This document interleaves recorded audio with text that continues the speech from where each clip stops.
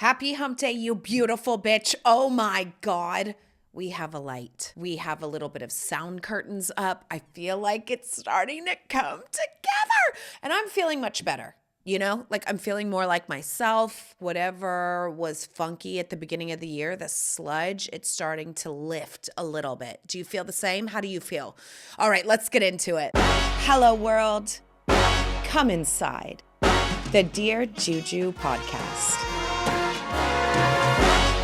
I am so excited about this Chinese New Year. I'm celebrating. I have on my gold crown for the new year, putting in the new energy as the domestic comedian goddess of the world. I have on my coins. This might be Japanese, I don't know, but it just said wear red. You know I might be culturally appropriating, but I don't see it as that. I see it as more celebrating because this time right now feels more like the new year. The days are getting a little longer. The sun's out a little more. It feels a little bit warmer. It feels more like an energetic start. There's an absolutely gorgeous Chinatown here in London. So today we're going to go eat and we're going to go celebrate. We're going to go look at the lanterns. And I think the kids are going to really love it. Now we have to talk about something I saw on the internets this week. I saw this Hollywood producer that outed the Rockefellers. This was so freaking interesting to me because the Rockefeller asked this Hollywood producer, what do you think about the women's liberation movement? He said that he,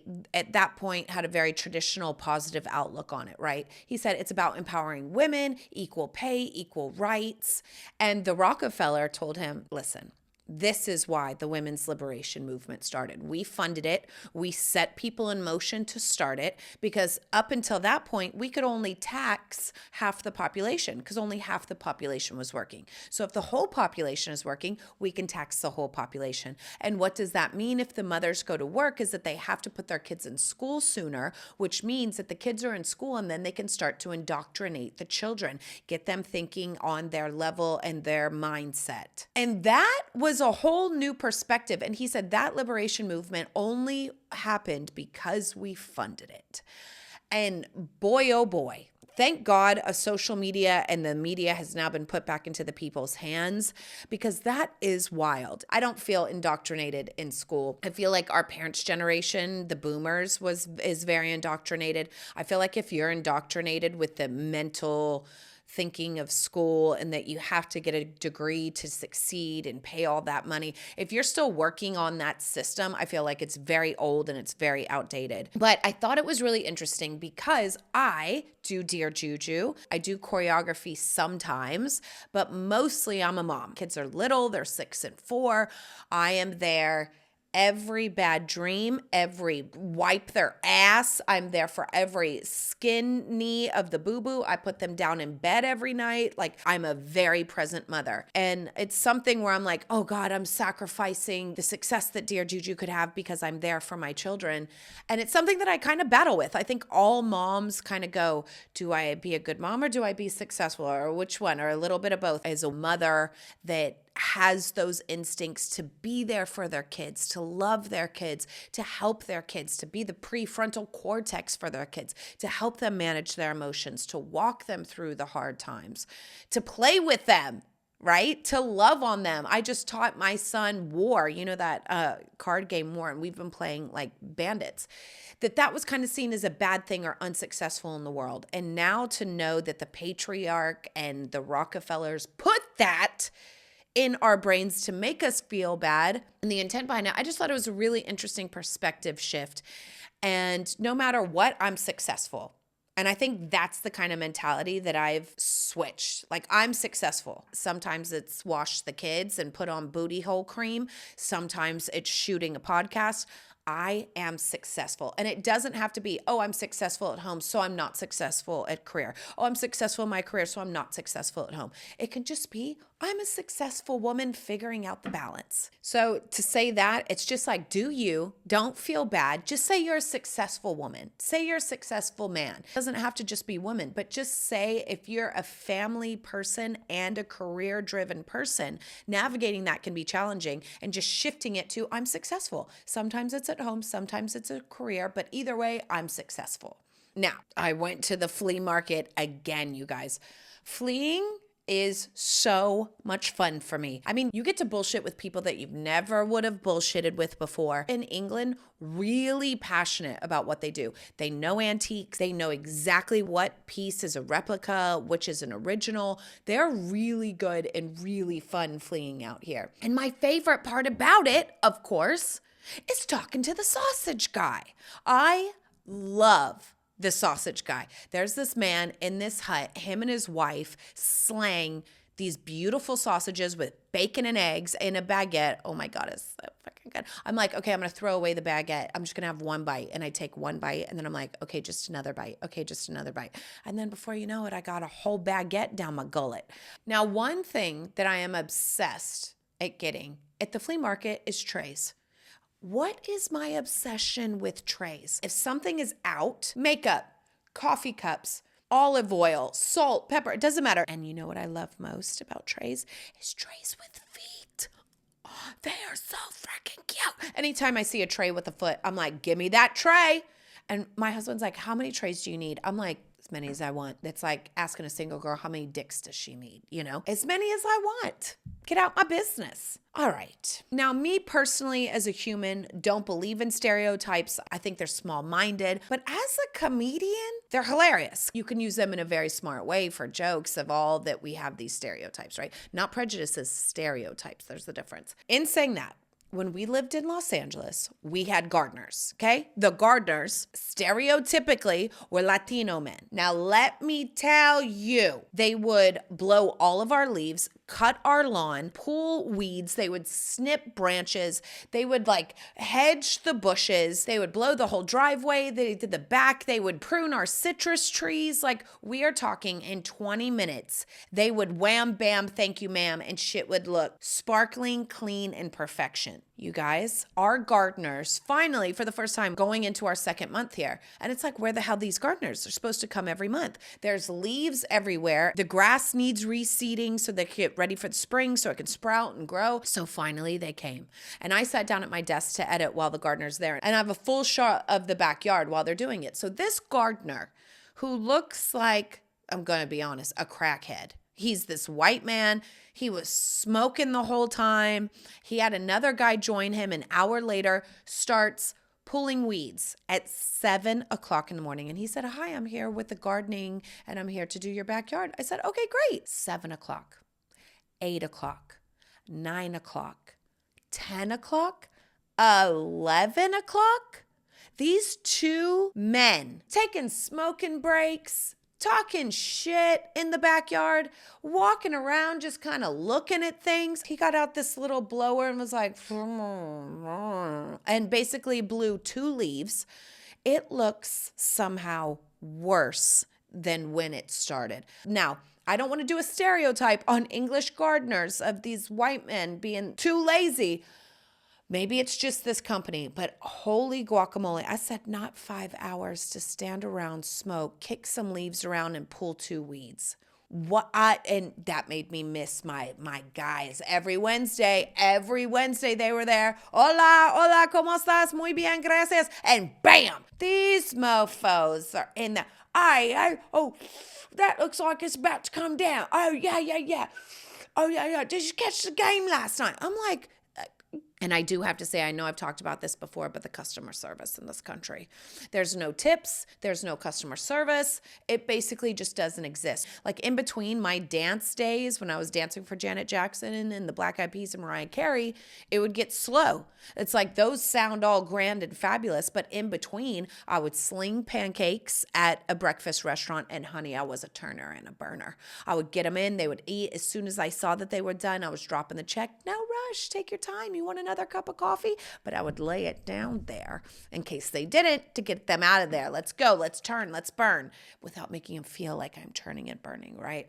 Then after that, I worked at Tironi, which was an Italian restaurant in Los Angeles. I'd be pouring wine all before I met my husband, because as a single person in a city, unless you're going out dancing with your girls, I don't want to always rely on people to go out or to go to clubs. It's a nice way to meet people and get involved in the community. I was a great hostess. hostess. I was a great waitress. I made people feel like they had an experience. And that's why my goal is to have a Dear Juju hospitality place, a restaurant, a bar, someplace cool, maybe a meeting. I don't know. I'm just putting it out there in the ether. The best service, though, that I have ever had in the world is Mr. Chow Beverly Hills. You guys, have you ever seen Hello Dolly at the Ammonia Gardens with the dancing waiters? I swear to bejesus, that's what this was. Okay, as soon as we sat down, two Latino men, I swear they spun in. Now, maybe the choreography was in my head, but honey, they chassed for sure. They chassed, they got our napkin, they flicked it, they put it on our lap. Then as soon as they left after the napkin came, it was a perfect choreographed routine. The champagne trolley came with this huge bucket of champagne with the price list, with the flutes ready. Would you like champagne to start? I was like, this is it. This is how you do it. This is how you do service. It was very much like get seated, get set, have a glass of champagne, then we're going to give you the menus. Oh my God, you guys. If you ever get a chance to go to Mr. Chow's Beverly Hills, it is popularly open. And oh my God, the food is. All right, now with all that, let's get into some domestic goddesses. Okay, cooking. We are going with a Chinese New Year theme because I am obsessed with the Chinese. One thing to make that is so good is longevity noodles, okay? It's also really fun to make because I don't cook Chinese a lot at home. So I think in the spirit of things, this would be really fun to try. So longevity noodles, you can find them in an Asian market. They are really long egg noodles because it's long noodle, long life. That's got such good energy. So what you have is shiitake mushrooms and Chinese chives, or you can use regular chives if you can't find it. And it's oyster sauce, light soy sauce, dark soy sauce, a little bit of sugar, some sesame oil. And what you're going to do is you're going to cook the longevity noodles for about 3 to 4 minutes. And then you're going to take it out and in a wok, saute with all the sauce and the oils, the mushrooms and the chives, then put the noodles in and stir fry the whole thing. It's a lot of fun. A wok is such a great piece to have in your kitchen because let's be honest, we all have those leftover vegetables at the end of the week where we're like, shit. And then all you gotta do is you gotta throw it in that wok. Once you get used to the sauces and the chilies and the spice, it is so much fun to cook and use your old veggies. So go to a Chinese market and see if you can find some longevity noodles and some mushrooms. And the stir fry of the noodles is just delicious. Cocktails. So keeping with our theme, we are doing a Lucky Lychee Martini. A lychee martini is so refreshing. It kind of lends itself more to like a spring summer cocktail, but use canned lychees so you can actually use it all year round. Now, I am a gin girl in my martinis, but I think vodka, because of its more neutral flavor, is actually a little bit preferred because this is what it is. It's 2 ounces gin or vodka. If you do use gin, use something like a juniper berry forward gin, not so floral like a Hendrix, because then the flavors compete too much and it gets a little funky on the palate. 1/2 ounce of vermouth, I just kind of eyeball it because I love vermouth. Then what you're gonna do is do 1 ounce or 2 of the lychee juice from the can. Most lychee martinis, they do 2 ounces of the lychee juice. It's a little bit on the sweeter side, so I like to only do 1 ounce to kind of give it that flavor. And then a juice of a lime. The lime complements the lychee perfectly. That's why you kind of need a more neutral spirit like a vodka or a more juniper forward gin. Now, this martini specifically, you wanna stir. And you want to stir it because stirring it actually doesn't bruise the flavors as much as shaking does. Now, it's what you prefer. Supposedly, people who love cocktails prefer it all stirred because they want the booze to hit forward. I like it shaken because you actually do get a little more water and it is a little watered down, so I stay hydrated so I don't get too crunk up in this situation. But if you're just going to have one, okay, for a palate kind of situation, get it stirred because that is something where the flavors can really resonate on the tongue. You serve it in a chilled martini glass or coupe, of course, and then with a cocktail pick, put in a couple of those lychees, baby. It is divine. Decor, wallpaper. You know I love wallpaper. Okay, throw me up against the wall. The company that I use is the Goodies Wallpaper. She's on Etsy. I've used it for HGTV, my old podcast, my new podcast studio is going to have it. I love it. There is this new company on Etsy that I found that I have to tell you guys about. So the wallpaper that I'm going to be using for my cocktail section that I'm setting up right now is called on Etsy Signature Wallpapers. Now what I'm doing is I'm doing a William Morris bird wallpaper that's beautiful. And what you can do, I've been working with them for over a week on changing out the wallpaper color. Because it's printable, because it's peel and stick, you can switch the color hex to any color that you want. You guys can customize your own wallpaper. Is that insane? So what we're doing is we're pulling in the color of the bar, we're pulling in the color of our cabinets, we're pulling in the color of our floor, all with this wallpaper, so it's all beautifully cohesive. It has been so much fun. If you need a wallpaper and a peel and stick and you're just searching and searching and searching for the right colors because, oh, I like this one, but this should have a little bit. Signature Wallpapers on Etsy. Customize your own wallpaper. It is absolutely fabulous and kind of my dream, and I've been loving it. So check them out. Let them know that Juju sent you if you hit them up. I'm not getting paid for this, by the way. I'm just shouting out what I'm actually doing that has been so much frickin' fun. All right, now let's get into some Q&A with some TNA. Dear Juju, I love your vintage style and the way that you always pair it. Oh, thank you. I'm in love with vintage myself, but my friends say sometimes that I look like I'm wearing a costume. How do I rock my retro glamour without looking like I just stepped out of a time machine? Okay, you have to pair new with old. It's so important that if I wear an old hat that looks a little costumey or looks like I stepped out of a time machine, I make sure to pair it with a new outfit. Always. That's a way of bringing a touch of the old, then refreshing it and giving a new energy that's new and that's current. You cannot wear head to toe vintage. Don't do it unless you want to look like a pinup doll or someone out of the old-timey films. Best part about vintage is taking a piece and then being creative with it. Like the other day, I went to the Decorative Antiques Market. So I wore this vintage hat, right? But I wore it with a new leopard coat. I wore it with a new Zara skirt. I wore it with new Zara boots. So it kind of gave it this like fresh edge where I didn't look like I was just, walked out of a costume house. One piece vintage, the rest new. Dear Juju, I love being the hostess with the mostest just like you. Oh, don't you just love it? But my guests never want to leave. I feel like I'm making my home a bit too comfortable for them. How do I get people out the door without ruining my reputation as the ultimate entertainer? People, we have got to get comfortable with saying uncomfortable things and uncomfortable situations. You got to get comfortable with it because when you're comfortable with it, they're comfortable with it. So for instance, your guest just pours a glass of wine and you're thinking, shit, I'm done. Like I'm tapped out. I feel like it's all about the presentation of how you word it. So you go up to them and go, oh my God, I'm so tired. After you finish that glass, girl, I'm hitting the hay because I am exhausted. And just say it. You know what I mean? Like after this glass, you're done. And then move on. What do you got going on tomorrow? What does the rest of your week look like? You got anything fun planned? Like just say what you want to say. At the end of this class, I'm going to bed. You're leaving. So what's going on? We have to get comfortable with saying the uncomfortable. It's the only way you're going to move forward as a mature adult with our family, with our friends, with our lovers, with our kids. You have to get comfortable saying the uncomfortable thing and then moving on and acting like it's no big deal. And you are the ultimate hostess without breaking a boundary and letting them stay until you're exhausted and then too tired for the next 2 or 3 days that you can't function. You'll still be known as the ultimate hostess. After this glass, girl, I got to take my ass to bed.